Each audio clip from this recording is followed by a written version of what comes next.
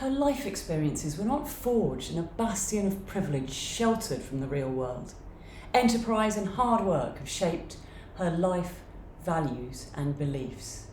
And you might be wondering why I'm reading a description of a modern Disney princess from a management consultancy firm in the style of a Mills and Boon novel. But I'm not. That is a description of Priti Patel's career before she became an MP, and it's from her own website. I don't know what you were picking up between the lines there. Did you listen to that and think, oh, I imagine what she probably did was left university and went immediately to work for the Tory party and then headed on to join a PR consulting firm. And even that is a whitewashing of the facts. It's the sort of thing a PR consulting firm might churn out to describe a person whose actual job is to help British American Tobacco to manage their public image while running a factory in Burma that feeds money to the military junta that's murdering people, charging BAT £165 an hour for her time while workers in that factory were paid £15 a month. I mean, no bastion of privilege issues around here, are there? Take those away, Butler. More recently, she's complained that her efforts to deport migrants are being frustrated by activist lawyers.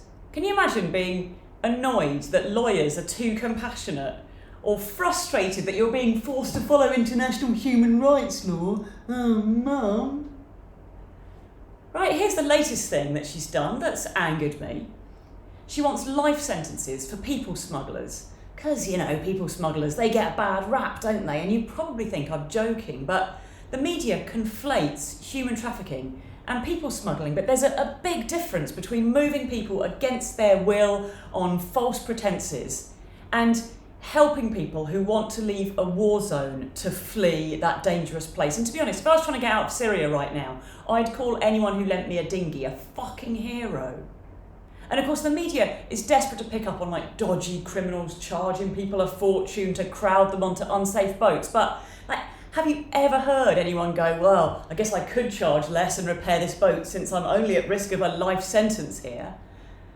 It's doing nothing, right? And when a group of refugees make it to the UK, is there anything to stop Priti and her friends claiming that whoever owns the boat or rows the hardest is the people smuggler and just criminalising refugees?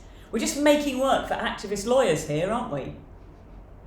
If anything, I would say that helping people to escape a war zone while avoiding border police, risking criminal sentencing, would suggest that you haven't come from a bastion of privilege and is the kind of thing that requires enterprise and hard work. I mean, maybe they should splash out £165 an hour for a PR consultant to help them explain how that affects their life, values and beliefs. Thank you so much for your ongoing support. If you don't sponsor my videos, then you can stretch to it. We would super appreciate it. See you next week.